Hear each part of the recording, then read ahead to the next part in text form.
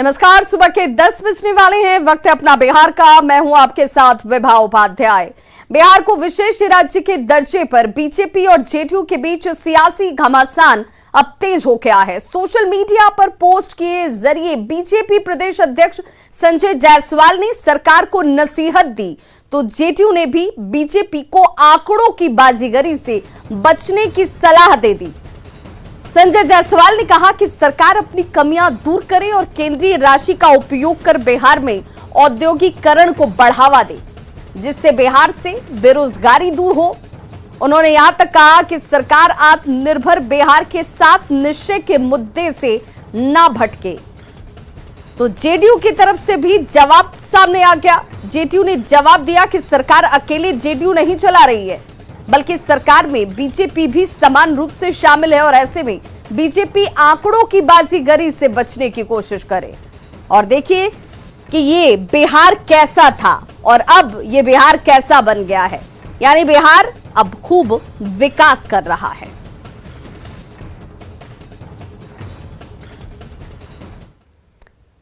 तो विशेष राज्य के दर्जे पर बीजेपी और जेडीयू के बीच जारी खींचतान पर विपक्ष ने कटाक्ष किया है। इस राज्य का दर्जा नहीं मिल सकता है। 14वें वित्त आयोग ने अनुशंसा किया था, लेकिन उसके बावजूद कुछ लोग जबरदस्ती इस मुद्दे को उछालने का काम कर रहे हैं।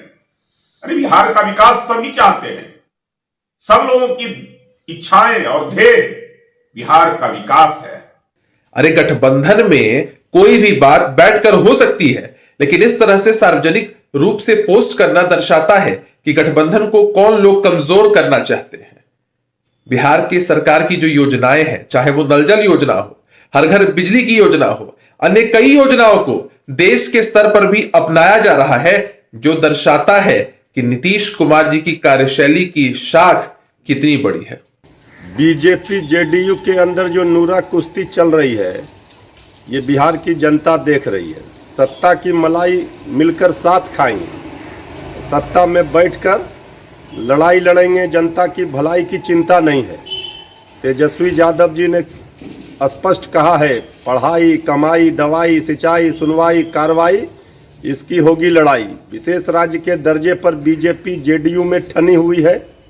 विशेष राज्य का दर्जा बीजेपी नहीं देगी, जेडीयू को स्पष्ट बता चुकी है। और बीजेपी लगातार कह रही है कि आदरणीय नीतीश कुमार जी ने कोई विकास का रोड मैप नहीं बनाया। जदयू और बीजेपी का गठबंधन बिना किसी सिद्धांत के सिर्फ और सिर्फ सत्ता में बने रहने का येन केन प्रकारेण का एक गठबंधन था। आज के दिन में बीजेपी में एक मजबूत धड़ा है, जिसे नीतीश कुमार और नीतीश कुमार की जदयू दोनों बोझ लगने लग गए हैं। बीजेपी और जेडीयू के बीच बयानबाजी उस वक्त और ज्यादा तेज हो गई जब बीजेपी प्रदेश अध्यक्ष संजय जायसवाल ने अपनी सोशल मीडिया पोस्ट के जरिए बिहार सरकार को अपनी कमियां दूर करने की नसीहत दे दी। उन्होंने कहा कि केंद्र सरकार बिहार पर सबसे ज्यादा ध्यान दे रही है और जीएसटी में सबसे अधिक फायदा बिहार को हुआ है। उन्होंने ये भी कहा कि बिहार में उद्योग लगाने वालों को विलन बताया जाता है, लेकिन जब तक बिहार में उद्योग नहीं लगेंगे तब तक लोगों को रोजगार हासिल नहीं होगा। लिहाजा सरकार उद्योग लगाने पर जोर दे। उन्होंने ये भी कहा कि उद्योग में शहनवाज हुसैन अच्छा काम कर रहे हैं, लिहाजा उनका सहयोग सरकार को करना चाहिए।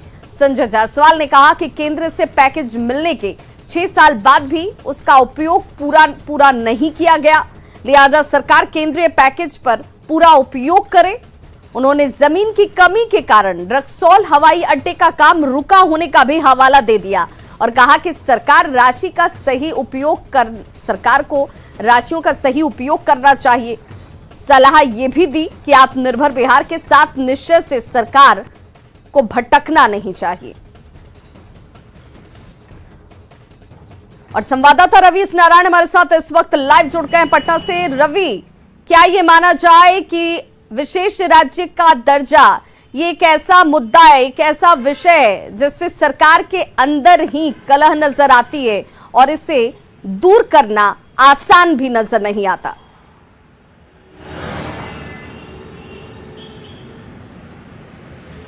जी बिल्कुल। और देखिए, ये विशेष राज्य के दर्जे की मांग को लेकर जदयू जिस ढंग से लगातार अभियान चला रही है, सोशल मीडिया के जरिए पीएम तक को लगातार टैग किया जा रहा है ट्वीट करके, तो ये बीजेपी की परेशानी बढ़ाने वाली है। और यही कारण है कि ये तल्खी जो है वो आपसी गठबंधन में और ज्यादा तेज हो गई है।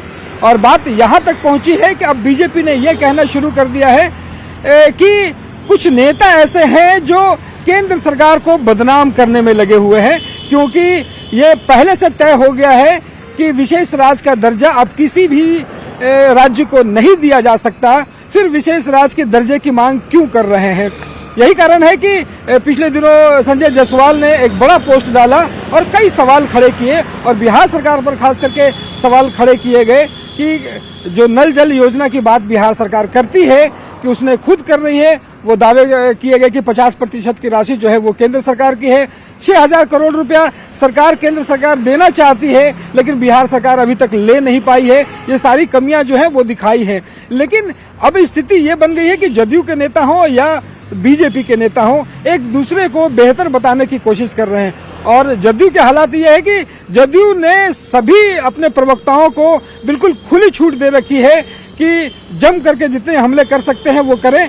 तो तल्खी जो है वो इस कदर आ गई है कि आपसी मनमुटाव जो है बिल्कुल चरम पे पहुंचा हुआ है। रवि, और क्या ये इस दूर तल्खी का असर सरकार की सेहत पर भी पड़ सकता है, या सिर्फ इसे इस रूप में देखा जाए कि अपने अपने खेमे से या अपने अपनी पार्टियों की तरफ से एक दूसरे के ऊपर आरोप प्रत्यारोप सिर्फ कर देकर अपना पल्ला झाड़ने की कोशिश की जा रही है, चाहे वो बीजेपी हो या फिर जेडीयू हो?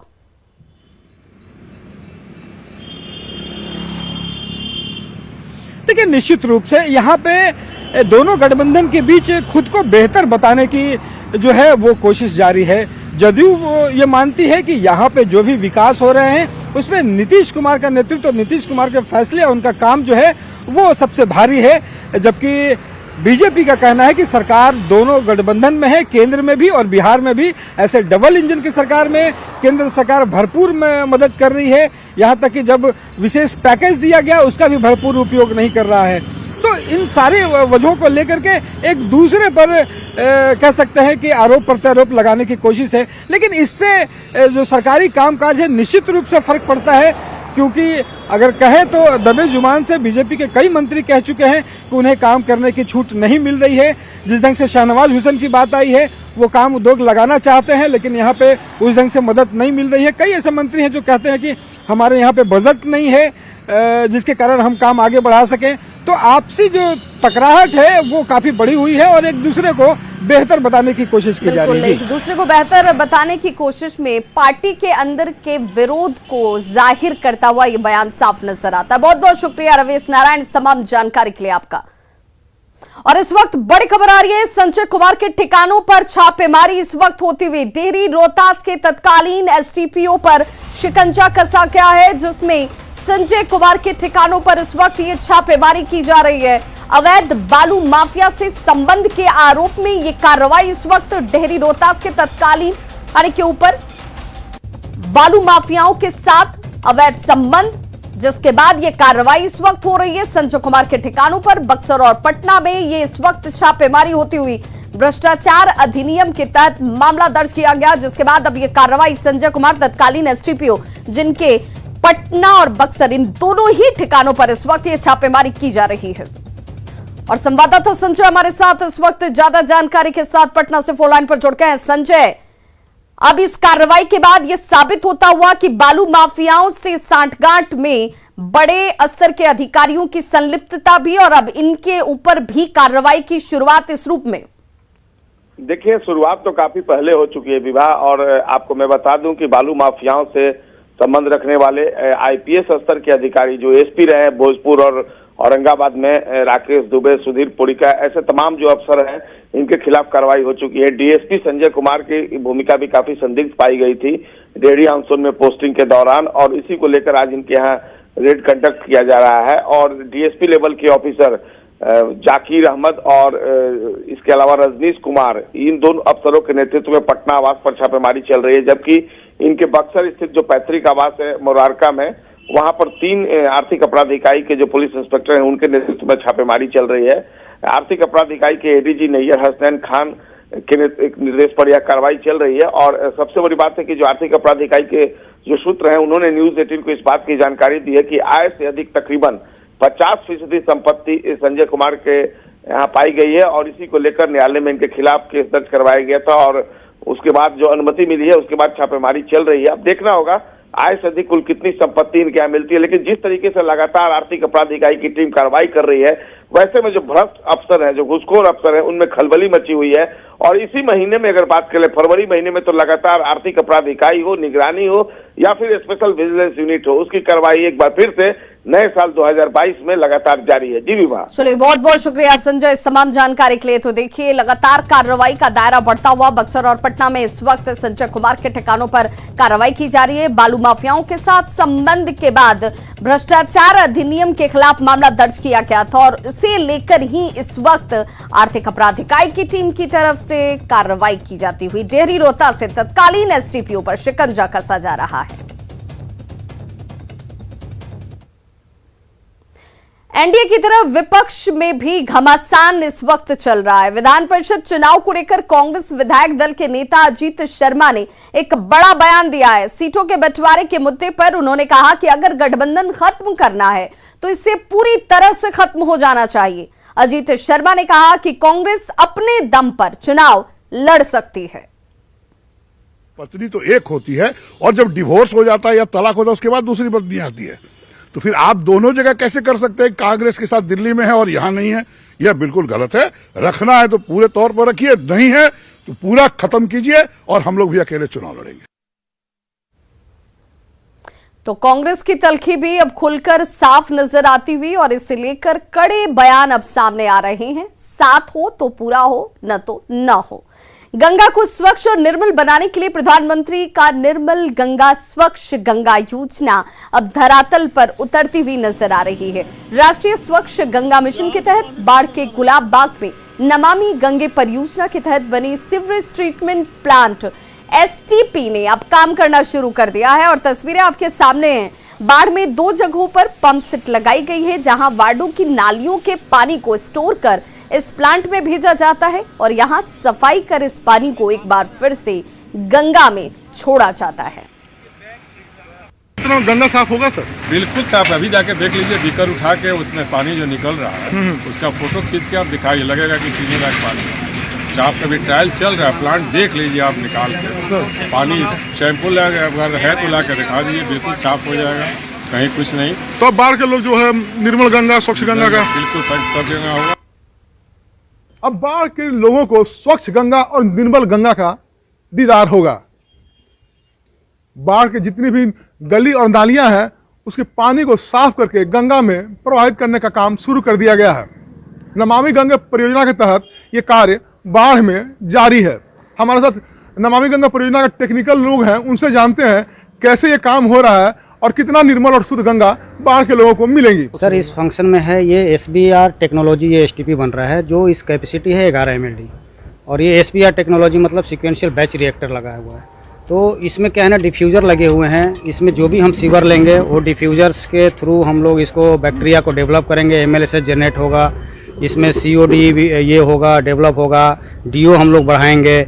इसके बाद में क्या है ना, इसको ये प्रोसेस है हमारी, इसकी प्रोसेस होती है हमारी 4 घंटे की प्रोसेस होती है। पहले हम सीवर लेते हैं 1 घंटा के बाद में हम इसको मिक्सिंग करते हैं। मिक्सिंग करने के बाद में 1 घंटे हमारे सेटलिंग होती है, 1 घंटे हमारा इसको डिकेंट करेंगे। डिकेंट मतलब वो डिस्चार्ज होगा। इतना ट्रीट करने के बाद में हम इसको डिस्चार्ज करके गंगा जी में डालेंगे तो वो पानी जो आपको मिलेगी वो क्लीन मिलेगी। तो यही योजना हमारा बना हुआ है। पूरे बाढ़ इलाके का वो पानी जो है, बाढ़ इलाके के हम 2 पंपिंग स्टेशन बना रहे हैं। एक दयाचक में बना हुआ है, एक हमारा खान साहब घाट में बन रहा है। दयाचक का पानी हम अभी सीवरेज लेके हम उसको प्लांट को कमीशनिंग भी चल रहा है, ट्रीटमेंट भी कर रहे हैं। हम इसका डिस्चार्ज भी गंगा जी में हम डिस्चार्ज भी कर रहे हैं। उसकी पानी आप देखिएगा बहुत सारे क्लीन दिखेंगे। जो हमारा जो COD BOD है वो हम लोग लेस करके उसको डिस्चार्ज कर रहे हैं। यानी कि मोहल्ले के जितनी भी गंदी पानियां हैं वो नाले के थ्रू, पाइपलाइन के थ्रू यहाँ पहुँचती है और यहाँ से 4 घंटे में ट्रीटमेंट करने के बाद वो गंगा में पानी वापस चला जाता है। यानी स्वच्छ गंगा और निर्मल गंगा अब बाढ़ के लोगों को मिल रही है। अनिरुद्ध, न्यूज़ 18 बाढ़। और देखिए, नालंदा के राजगीर में कोरोना पाबंदियों में छूट मिलने के बाद अब पर्यटकों की संख्या एक बार फिर से उमड़ने लगी है। ये भीड़ आप देख सकते हैं तस्वीरों में, जहां पर पर्यटक जो है भारी संख्या में यहां पर पहुंच रहे हैं। 1 माह के बाद छूट मिलने के बाद पर्यटकों के साथ साथ स्थानीय लोगों में भी खुशी का माहौल है। कोरोना संक्रमण को लेकर बिहार में 6 फरवरी से पाबंदी लगाई गई थी और 6 फरवरी से जब ये पाबंदी थी तो लोग इस जगह पर आ नहीं पा रहे थे, लेकिन अब एक बार फिर से लोगों को राहत मिली है। अंतर्राष्ट्रीय पर्यटन स्थल राजगीर में पहुंचने को लेकर अधिक जानकारी दे रहे हैं संवाददाता अभिषेक कुमार। अब ये मौजूद है नालंदा जिले के अंतर्राष्ट्रीय पर्यटन स्थल राजगीर के स्थित रोपवे पर, जहां आप देख सकते हैं कि आज कोरोना गाइडलाइन जो जारी की गई थी, पाबंदियां लगाई गई थी, उसके 40 दिन बाद आज पुनः फिर से जो है यहाँ रोपवे और जो है अन्य पर्यटक स्थल है जो खोल दी गई है। तो एक तरह से देख सकते हैं किस तरह से जो है यहाँ पर जो पर्यटक स्थल है आज 40 दिनों बाद पुनः खोली गई है, जिसके बाद आज फिर से रौनक बढ़ी है। तो एक तरह से कहा जाए तो पर्यटकों का आना भी शुरू हो गया है और जो देख सकते हैं किस तरह से जो पर्यटक है विश्व शांति स्तूप पर घूमने की काम कर रहे हैं। तो एक तरह से कहा जाए तो बीच में जो लॉकडाउन लगाई गई थी, खास करके जो पर्यटक स्थल बंद की गई थी, जिससे पर्यटकों में काफ़ी मायूसी हुई थी। बंद रही, अब मांग था इसका। अब बिहार में पेंडेमिक को कम करने के लिए तो ये तो अच्छा कदम उठाया गया। तो जिस तरह से लगातार बीच बीच में जो कोरोना के कारण जो बाधित हो रहे हैं पर्यटक स्थल, तो क्या करना चाहिए? नहीं, स्थिति को देखते हुए जो हुआ सो सही हुआ। बहुत दिनों से बंद थे घर में और बाहर नहीं निकल पा रहे थे, तो वो हम अपने आप को एक्सप्लोर करने आए बहुत दिनों से। अभी क्या वर्क फ्रॉम होम कर रहे हैं तो कहीं पे जा नहीं रहे, पूरा बंद तो दिमाग भी फ्रस्ट्रेट हो जाता है कभी कभी। तो ये चीज़ मतलब रहना चाहिए। अभी क्या है, कोरोना है, लोगों को सोशल डिस्टेंसिंग ये सब तो प्रिकॉशन करना चाहिए। पर्यटक है यहाँ पर जो पहुँचे हैं काफ़ी खुशी जाहिर कर रहे हैं, लेकिन एक चीज़ उनका साफ कहना है कि जिस तरह से लगातार जो पर्यटक स्थल बंद हो रहे हैं, उससे जो स्थानीय लोग हैं, दुकानदारों हैं, उन लोगों में बेरोजगारी हुई है और खास करके आर्थिक मंदी जो है उन लोग को, जो उन गरीबों पर ज़्यादा पड़ रही है। नालंदा से न्यूज़ 18 के लिए अभिषेक कुमार।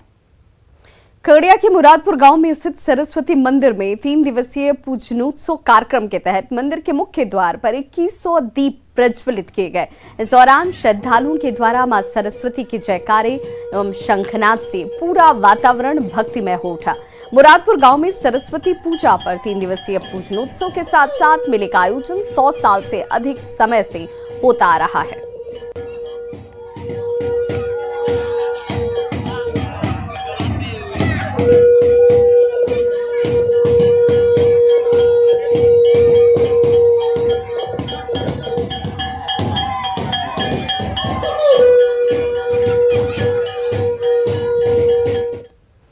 जम्मू शहर में एक ही चिल्ड्रन पार्क, लेकिन वो भी बदहाल। वन विभाग के अधीन जाने के बाद भी इसकी स्थिति में जरा भी सुधार नहीं हुआ। इस पार्क में बच्चे खेलने के लिए पहुंचते हैं, बड़े लोग मॉर्निंग वॉक करने के लिए पहुंचते हैं, लेकिन इसके बाद भी आप चारों तरफ गंदगी का अंबार देख सकते हैं। पार्क के सौंदर्यीकरण के नाम पर लाखों रुपए खर्च भी होता है, लेकिन इसके बावजूद इसकी तस्वीर नहीं बदलती।